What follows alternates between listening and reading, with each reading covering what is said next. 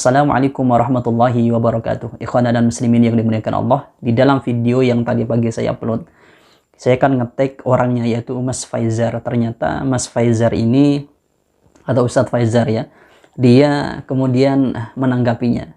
Dari dua kesalahan yang saya jelaskan dari video yang saya tanggapi dari videonya Mas Faizar tersebut, dia hanya menjelaskan atau mengklarifikasi satu penjelasan saja atau satu masalah saja, yaitu tentang masalah saya bilang bahwasanya riwayat yang ada min ahlil adalahnya itu tidak memakai abatolna syahadatahu, akan tapi pakai ubatilat syahadatuhu.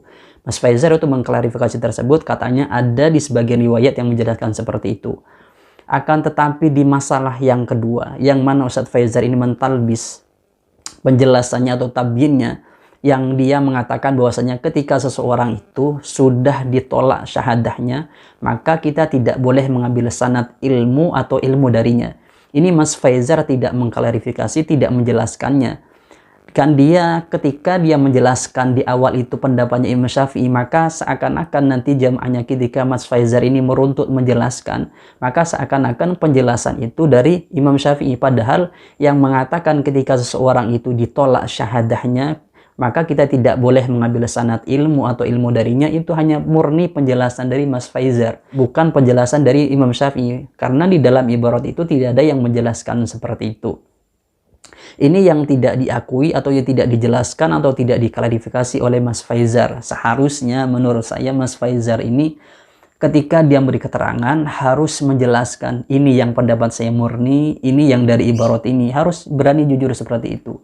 Kalau tidak jujur seperti itu, seseorang yang sudah dianggap panutan atau seseorang yang punya jamaah, maka nanti rusak umat ini. Karena begini, karena fasadul ummah ini adalah fasadul ulama. Rusaknya umat ini ketika rusaknya para ulama. Ketika ulamanya ini atau seorang yang jadi panutan ini, ketika dia menjelaskan tidak sesuai dengan porsi ilmunya, dia menjelaskan tidak sesuai, tidak objektif bahasanya seperti itu, maka umat ini akan rusak.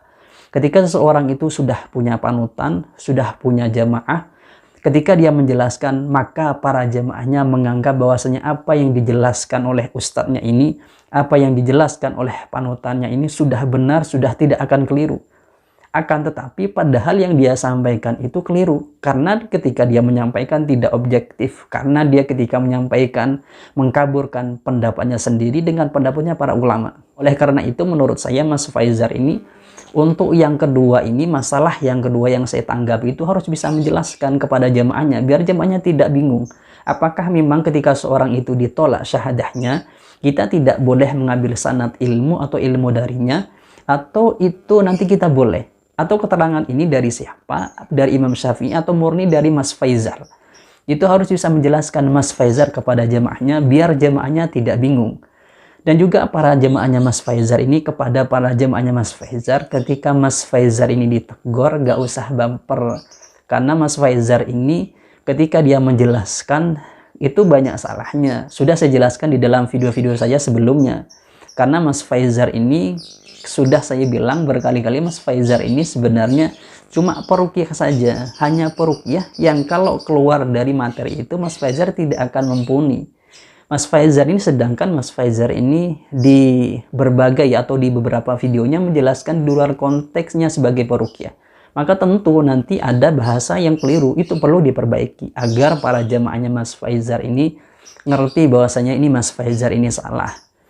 Kalau misalnya kita suruh konteks atau menghubungi Mas Faizar dalam pihak Japri atau dengan WA atau pakai pribadi, saya kira Mas Faizar tidak akan mau untuk misalnya itu merubah pendapatnya, apalagi mau menerima saran kita. Itu sangat tidak mungkin menurut saya. Dan etika yang ada sebenarnya itu ketika seorang itu salah di muka umum, di publik, maka kita harus menjelaskannya ya di publik juga.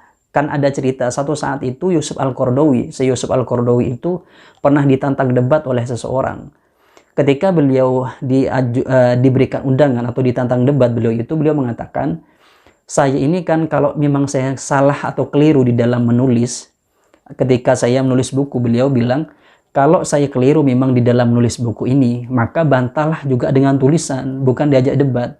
Jadi kalau memang seorang itu salah di dalam berikan satu pendapat, satu penjelasan, satu ibarat di muka umum, di jemaahnya tapi di muka umum, maka kita pantas ketika menjelaskannya juga, membenarkan juga di dalam muka umum pakai video juga. Sama seperti itu. Sebenarnya hal ini hal yang lumrah saja. Dan kalau kita lihat Mas Faizar ini juga banyak menyalahkan, istilahnya itu banyak mengoreksi para orang-orang yang disebut dukun oleh Mas Faizar. Itu kan juga sama sebenarnya. Apakah itu ada bedanya? Itu sama sebenarnya. Ketika itu orang itu salah, misalnya mau dukun, mau ustadz, tetap sama. Harus kita benarkan. Kalau si ustadz ini misalnya salah di muka umum, kita benarkan di muka umum. Kalau si dukun ini salah di muka umum, kita harus jelaskan juga di muka umum. Kita tidak tebang pilih. Kalau dukun kita jelaskan di muka umum, kalau ustadz kita tidak dijelaskan di muka umum. Ini sama-sama juga. Karena jemaahnya ini harus juga biar ngerti. Ini loh ustadznya kamu yang salah. Ini loh ustadz kamu yang benar. Harus dijelaskan seperti itu. Kita tidak perlu mengoreksi sesuatu yang benar. Cukup yang salah saja kita koreksi. Biar para jemaahnya ngerti juga. Itu pesan yang mau kami sampaikan. Ini bukan dalam rangka merendahkan Mas Faizar. Bukan. Ini dalam rangka idharul haqqih. Menjelaskan, menampakkan yang benar seperti ini. Agar Mas Faizar ini ketika beri penjelasan tidak salah lagi. Agar jemaahnya juga bisa benar dalam mengikuti Mas Faizar ini. Oleh karena itu pesan saya kepada jemaahnya Mas Faizar atau kepada murid-murid Mas Faizar, tidak perlu baper ketika Mas Faizar ini dikoreksi. Bahasa saya pun tidak dengan bahasa yang vulgar atau dengan bahasa yang kasar. Dengan bahasa yang, ya menurut saya dengan bahasa seperti itu sudah bahasa yang bagus. Tidak mengatakan misalnya Mas Faizar ini bodoh, Mas Faizar ini sesat, tidak seperti itu. Ya biasa saja saya mengatakan Mas Faizar ini punya kesalahan yang harus diperbaiki. Dan prasangka-prasangka itu karena memang di dalam radita itu memang mengarahnya seperti itu, kita tampakkan seperti itu. Mungkin ini yang bisa saya sampaikan. Semoga bermanfaat dari saya. Assalamualaikum warahmatullahi wabarakatuh.